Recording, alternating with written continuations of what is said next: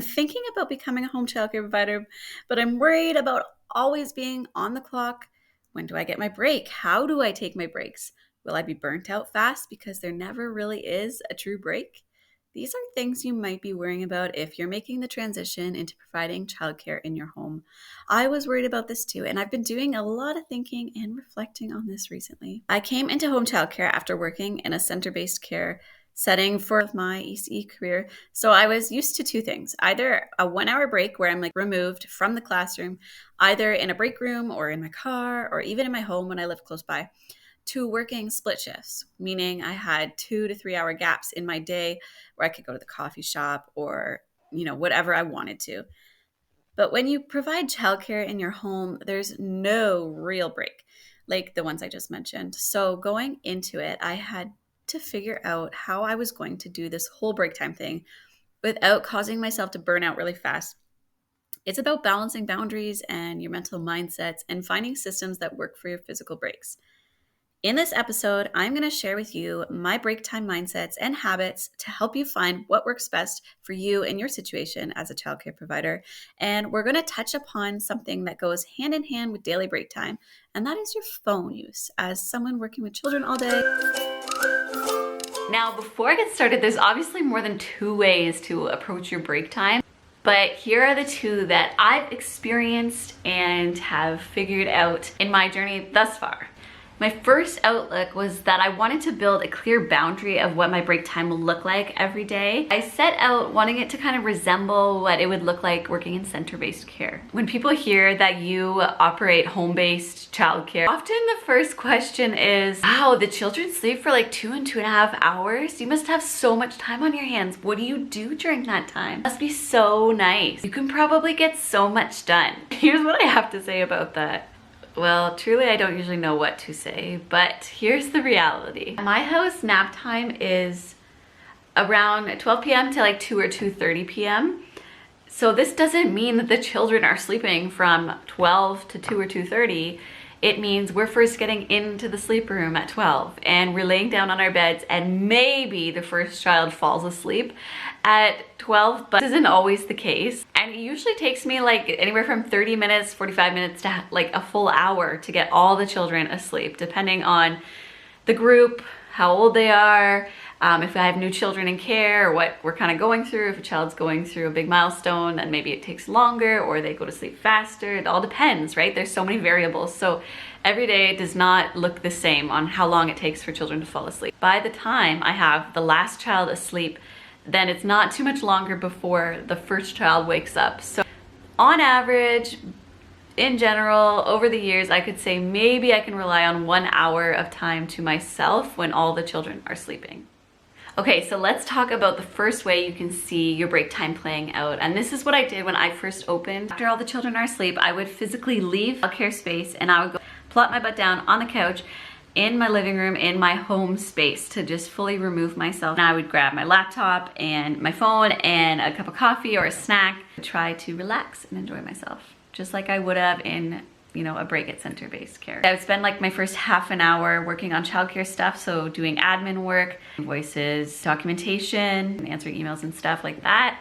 And then I would dedicate like the other half an hour to just relaxing, scrolling Pinterest or Instagram or whatever I was into at the time. Then when the children would wake up, I would encourage them to just stay on their beds and play quietly and read books. And once they knew that that was the drill, they would do that. And very fixated on making sure I had some time to myself with no children running around. And it worked for a while. Side note, this was a routine after I had all the children transitioned into knowing me and the space and the expectations. So, like I said, I found this method worked for a while. It allowed me to have that reprieve. However, over time, I found it to be more stressful because I was so fixated on that 30 minutes of time just to myself. And if it was interrupted, I'd feel uneasy all day and I'd be grumpy because I didn't get my break time. And obviously I held the children's need first, and if they needed me, I would engage with them how they needed. I'd feel just disappointed that I didn't get time to just have the break because it's such a long day. And I was committed to engaging deeply and meaningfully with the children when we were when we were awake and playing. And so I knew that if I didn't get that time, that was it for the day, because they're awake now and I'm committed to being engaged with them. So after I started working again, after having my baby, I came back with a new mindset because I knew the other one wasn't really working for me anymore. I had to get creative and find a new way to do break time as a home childcare provider. I had to find new time to make breaks in my day.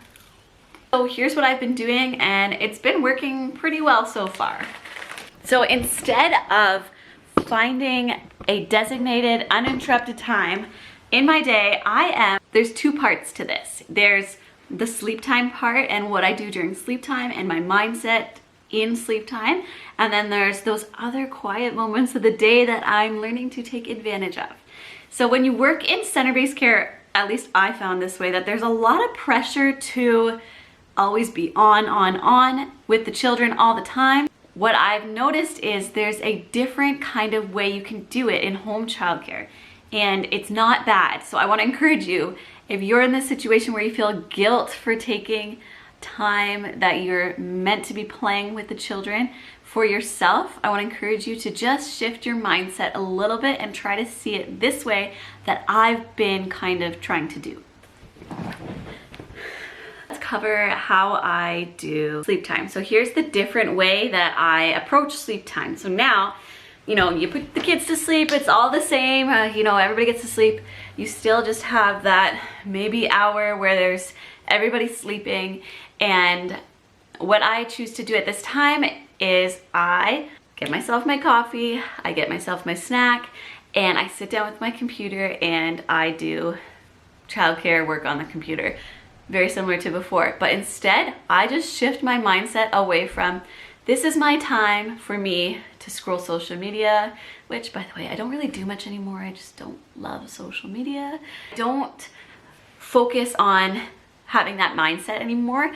Instead, I'm trying to take this time, this quiet time, to do all the admin stuff that I possibly can so that I don't have to do it after hours. I shift it here so that I have more of a break time when I'm actually at home and I don't have to stress as much about getting those invoices out and getting receipts done and all that stuff.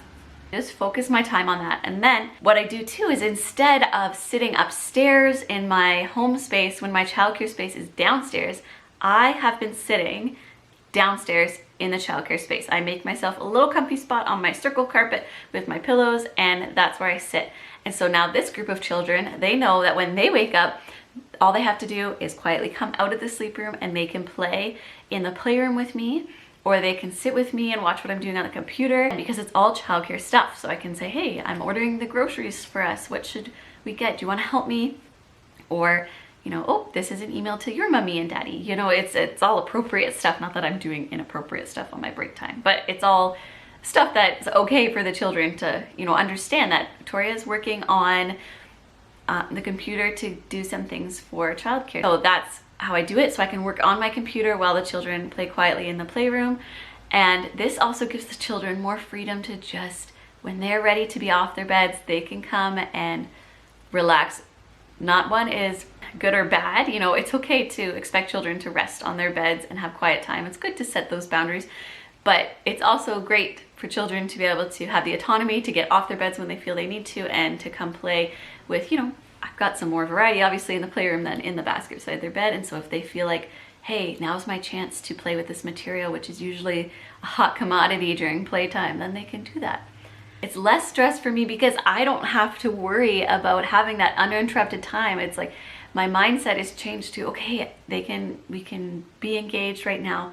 We'll just be engaged quietly and I'm going to do my work on the computer. That's the expectation. But so it's still feels like a physical break for me. It's a different expectation during sleep time that I have for the children than it is during playtime.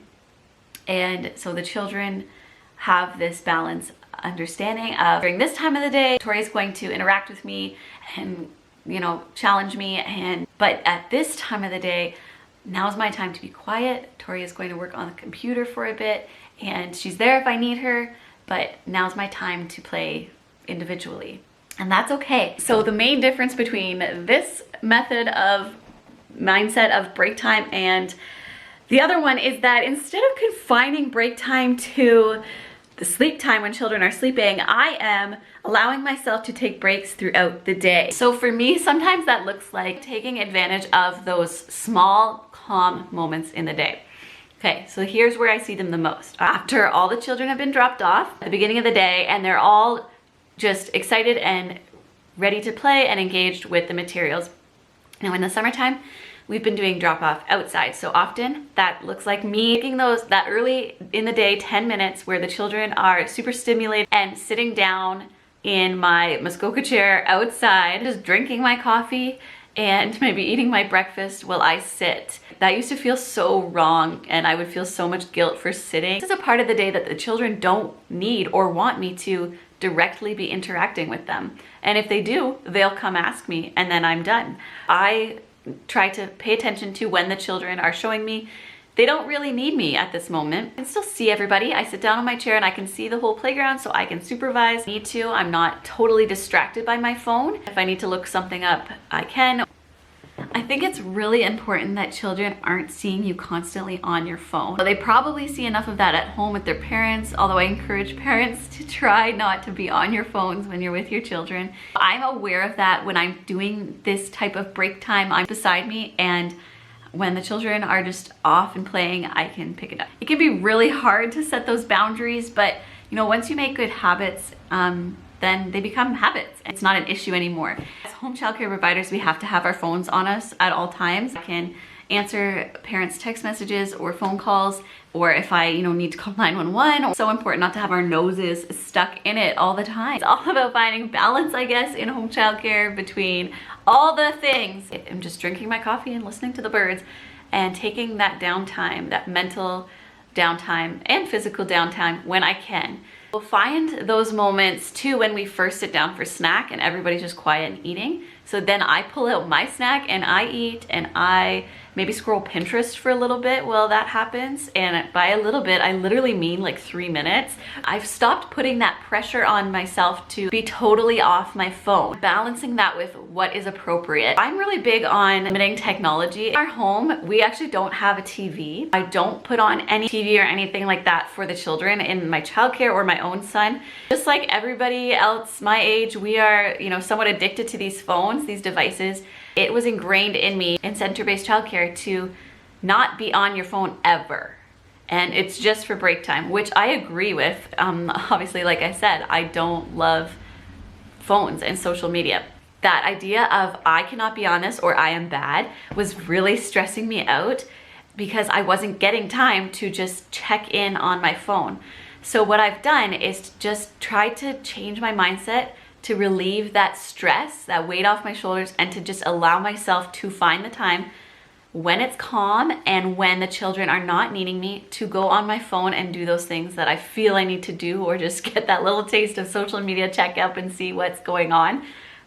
But I'm literally on it for like 3 minutes and I'm not deep in it, engaged. I am intentionally finding the right time. It's all things that if a child came and crawled up in my lap, I could show them. I'm no longer pressuring myself. Instead, I'm just paying attention to the ebbs and flows of the day and finding that time to give myself a break so that the long day of providing home childcare is almost chopped up with little breaks along the way. Giving myself grace and a break throughout the day and almost approaching it like I would parenting.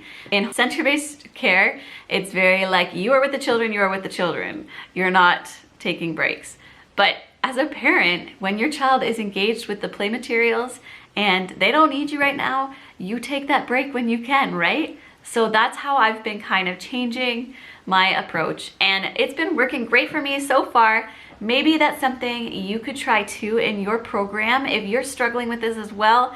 This is a very real thing, and burnout is so real, especially in childcare. The days are just so long and the list of things you need to do in order to operate is so long. So I just encourage you, if you're struggling with break time, to try shifting your idea of how you do it. Let me know in the comments below your tips and tricks for building a more sustainable break time and how you take time for yourself and prioritize yourself in the midst of your long workday. Thanks for watching this week's episode of The Early Childhood Educator. I can't wait to see you again next week. And let me know how those breaks go this week. See you next time.